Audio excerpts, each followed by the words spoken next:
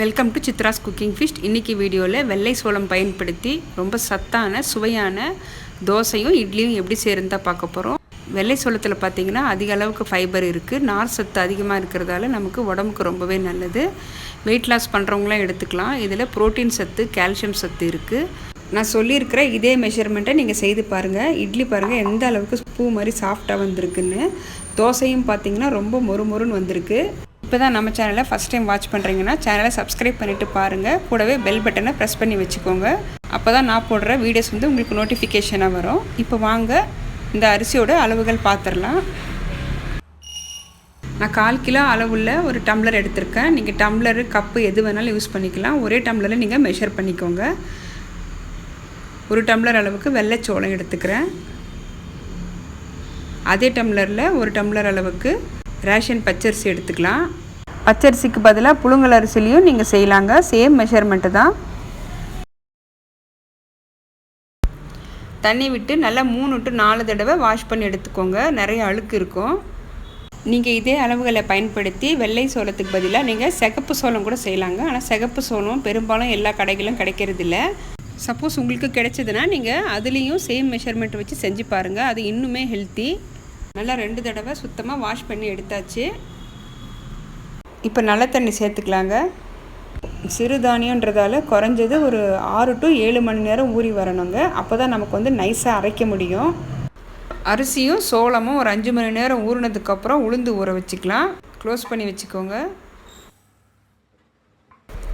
இப்போது 5 மணி நேரம் சோளமும் அரிசியும் ஊறி இருக்குது.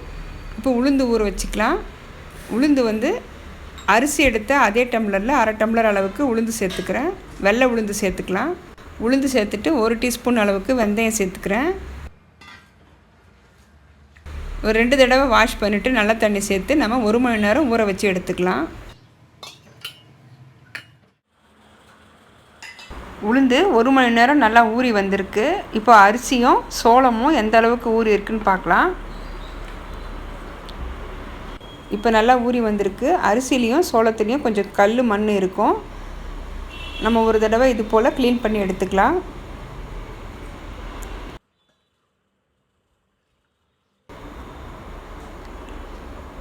இப்போ நல்லா ஒரு தடவை க்ளீன் பண்ணி எடுத்தாச்சு. மிக்ஸி ஜாரில் சேர்த்துட்டு 2 ட்ரிப்பாக அரைச்சி எடுத்துக்கிறேன். அரிசியும் சோளமும் நான் கம்மியாக தான் எடுத்திருக்கேன். அதனால் மிக்ஸி ஜார்லேயே சேர்த்துக்கிறேன். நீங்கள் அதிக அளவு செய்கிறதா இருந்தால் கிரைண்டரில் கூட அரைச்சி எடுத்துக்கலாம். இப்போ நல்லா நைஸாக அரைச்சி எடுத்துக்கோங்க. மிக்சியில் அரைக்கும் போது நார்மல் தண்ணி சேர்க்காமல் ஐஸ் வாட்டர் சேர்த்து அரைச்சிக்கோங்க. அப்போ தான் நமக்கு மிக்சியோட அந்த மோட்ரு ஹீட் ஆகாமல் இருக்கும். நல்லா நைஸாக அரைச்சி எடுத்தாச்சு. அரைச்சதை இப்போ ஒரு பாத்திரத்தில் சேர்த்துக்கிறேன். இதே போல் அடுத்த ட்ரிப்பும் அரைச்சி எடுத்துக்கலாம். அரிசியும் சோளமும் 2 ட்ரிப்பு அரைச்சி எடுத்தாச்சு. இப்போ உளுந்து சேர்த்து அரைச்சிக்கலாம்.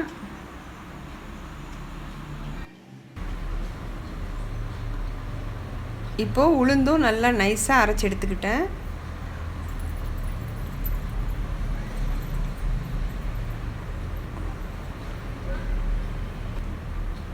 மாவை ஒரு தடவை நல்லா கலந்து விட்டுக்கலாம். நல்லா 1 நிமிஷத்துக்கு இது போல் நல்லா கலந்து விட்டுக்கோங்க.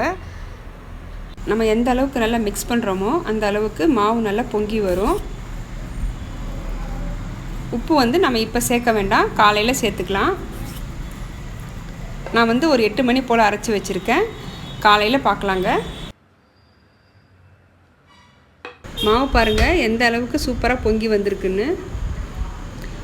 இந்த மாவில் நம்ம பணிகாரம், இட்லி, தோசை எது வேணாலும் சுடலாங்க. ரொம்பவே சூப்பராக வரும். இப்போ வெயில் காலன்றதால சிறுதானியம் ரொம்ப சீக்கிரமாகவே புளிச்சிருங்க.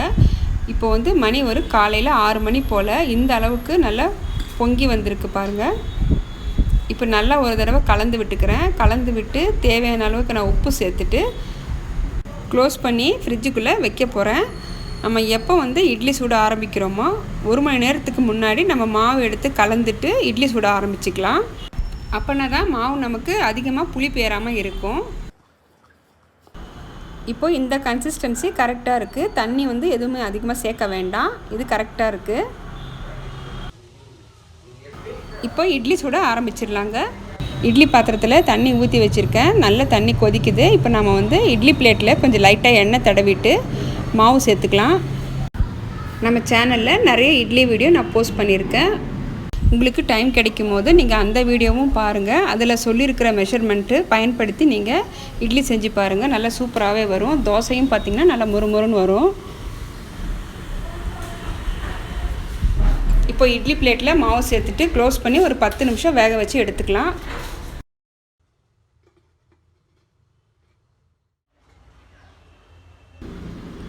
இட்லி பாருங்கள் நல்லா சாஃப்டாக வெந்து வந்திருக்கு. கையில் தொட்டு பார்க்கும்போது நல்லா பஞ்சு போல் இருக்குது பாருங்கள். ஒரு பக்கம் பார்த்திங்கன்னா இட்லியும் தோசைக்கும் நமக்கு வந்து சைட் டிஷ் வந்து வெண்பூசணிக்காய் சாம்பார். இந்த வெயில் காலத்துக்கு வெண்பூசணிக்காய் வச்சு சாம்பார் செஞ்சு சாப்பிடுங்க. ரொம்பவே உடம்புக்கு நல்லது. டேஸ்ட்டும் பார்த்திங்கன்னா ரொம்ப நல்லாயிருக்கும். நான் இன்றைக்கி சட்னி எதுவும் அரைக்கல. நம்ம வீட்டில் செஞ்ச இட்லி பொடி இருக்குது. இதை வச்சு நம்ம சர்வ் பண்ணிக்கலாம். இப்போது ஒரு பக்கம் தோசைக்கல் வச்சுருக்கேன். கல் சூடானதும் கொஞ்சம் லைட்டாக தண்ணி தெளிச்சிக்கலாம். நான் உங்களுக்கு தோசையை ஊற்றி காட்டுறேன் பாருங்கள். தோசையும் பார்த்திங்கன்னா நல்லா மொறுன்னு வரும். நான் லைட்டாக வந்து நெய் சேர்த்துக்கிறேன். இப்போது ஒரு பக்கம் வெந்ததும் நம்ம அடுத்த பக்கம் திருப்பி போட்டுக்கலாம். குழந்தைங்க லஞ்ச் பாக்ஸ்க்கு கொடுக்குறதா இருந்தால் நம்ம சின்ன சின்ன ஊத்தப்பமாக ஊற்றிட்டு நம்ம மேலே வந்து காய்கறிகள் வச்சு கொஞ்சம் ஹெல்த்தியாகவும் செஞ்சு கொடுக்கலாங்க. ரொம்ப விரும்பி சாப்பிடுவாங்க. இதே போல் நல்ல கிறிஸ்பியான தோசையும் சாஃப்டான இட்லியும் வரணுன்னா நான் சொன்ன மெஷர்மெண்ட்டை ஒரு தடவை ஃபாலோ பண்ணி செஞ்சு பாருங்கள். கண்டிப்பாக உங்களுக்கு சூப்பராகவே வரும். தோசை பாருங்கள் எந்த அளவுக்கு கிறிஸ்பியாக இருக்குதுன்னு. இட்லியும் பார்த்திங்கன்னா ரொம்பவே சாஃப்டாக வந்திருக்கு. நாம் இன்றைக்கி செஞ்ச வெண்பூசணிக்காய் சாம்பாரும் இட்லி பொடியும் வச்சு நம்ம சர்வ் பண்ணிக்கலாம் வாங்க. நம்ம சித்ராஸ் குக்கிங் ஃபிஷ் சேனலை இப்போ தான் ஃபஸ்ட் டைம் வாட்ச் பண்ணுறீங்கன்னா நம்ம சேனலை சப்ஸ்கிரைப் பண்ணிக்கோங்க. லைக் பண்ணுங்கள், ஷேர் பண்ணுங்கள், கமெண்ட் பண்ணுங்கள், பெல் பட்டனை ப்ரெஸ் பண்ணி வச்சுக்கோங்க. அப்போ தான் நான் போடுற லேட்டஸ்ட் வீடியோஸ் வந்து உங்களுக்கு நோட்டிஃபிகேஷனாக வரும். தேங்க்யூ ஃபார் வாட்சிங்.